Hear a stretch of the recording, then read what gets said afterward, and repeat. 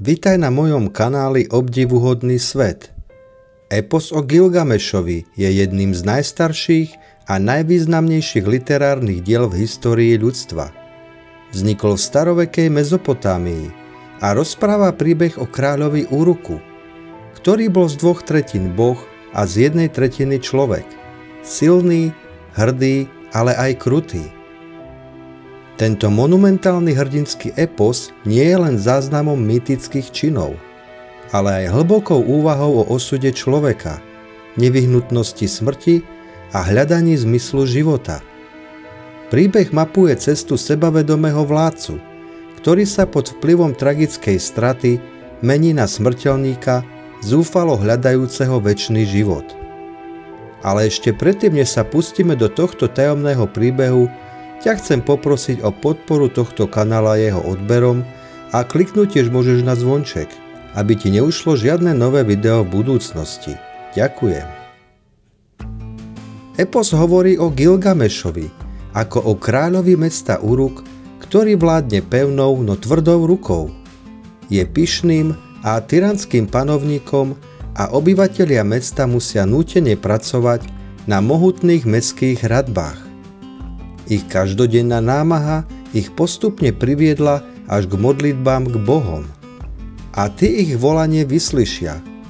Rozhodnú sa Gilgamešovu pýchu skrotiť a stvoria bytosť, ktorá sa mu vyrovná silou. Jej meno je Enkidu. Je to divé stvorenie, ktoré žije so zvieratami v stepi. Tu pácha rôznu škodu a lovcovia zvery sú proti nemu bezbranní a preto požiadajú Gilgameša o pomoc. Ten neváha a vyšle do stepy chrámovú kňažku, aby Enkidua civilizovala. Po dlhšom čase s ňou Enkidu stratí svoju divokosť a získa ľudskú identitu, opustí zvieratá a prichádza do mesta Uruk. Tu vyzve Gilgameša na súboj. Výsledok ich boja je však nerozhodný. Obaja hrdinovia si navzájom uznajú svoje schopnosti a silu a tak sa z nich stanú nerozluční priatelia.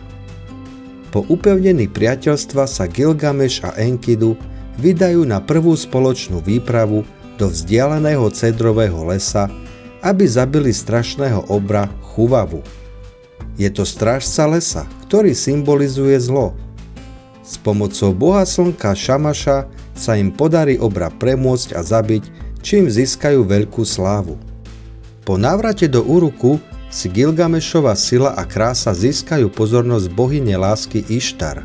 Ponúkne mu manželstvo, no Gilgameš ju s opovrhnutím odmietne, pripomínajúc jej, že všetkých svojich predošlých milencov potrestala a premenila na zvieratá.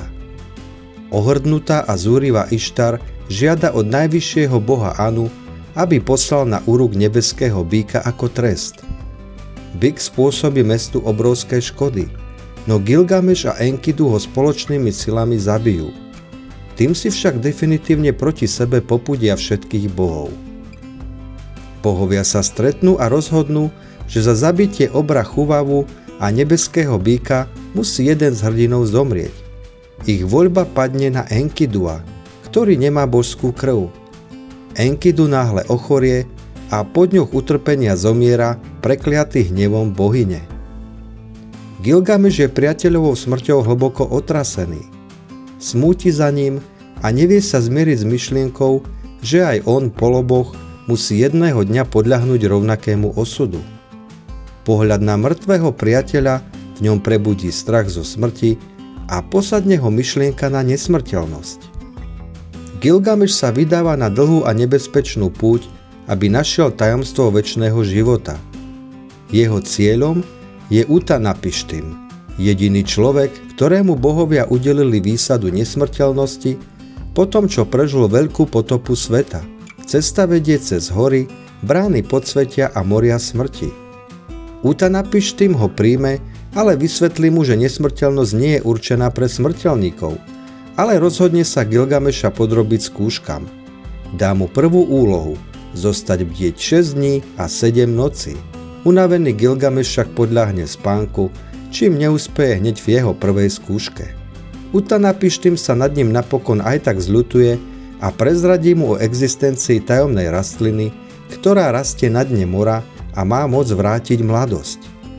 Gilgameš s veľkou námahou rastlinu nájde a získajú, no rozhodne sa ju najprv otestovať na starých mužoch v Uruku. Na spiatočnej ceste do mesta sa Gilgameš zastaví pri vodnej nádrži, aby sa okúpal. Položí rastlinu na zem, no v nevstráženej chvíli sa priplazí had. Rastlinu zožerie a odplazí sa preč. Odvtedy sa všetky hady pravidelne zvliekajú z kože. Gilgameš tak definitívne prichádza o nádej na večný život. Úplne zničený a porazený sa vracia do svojho mesta Uruk. Aj keď jeho príbeh končí navonok ponuro, prichádza skutočné poznanie. Gilgameš objavuje zmysel života v niečom úplne inom, a to vo svojej vlastnej smrteľnosti. Keď prechádza mestom Uruk, vidí majestátne mestské hradby, ktoré tam stoja jeho zásluhou. V tomto momente si uvedomuje skutočný odkaz jeho mena. Jeho nesmrteľnosť spočíva nie vo večnom živote pre neho samého, ale v diele, ktoré po sebe zanechal, a v príbehu, ktorý pretrvá tisícročia. Hradby Uruku a spomienka na priateľstvo s Enkiduom sa stávajú jeho večným pomníkom a odkazom. Epos o Gilgamešovi nám tak odovzdáva nadčasové posolstvo, že hrdinstvo a zmysel života spočívajú v odvahe, priateľstve a trvalom odkaze, ktorý vytvoríme počas nášho krátkeho času tu na Zemi. Ako sa ti tento príbeh páčil? Napíš mi o tom do komentárov a nezabudni na palec hore. Ďakujem.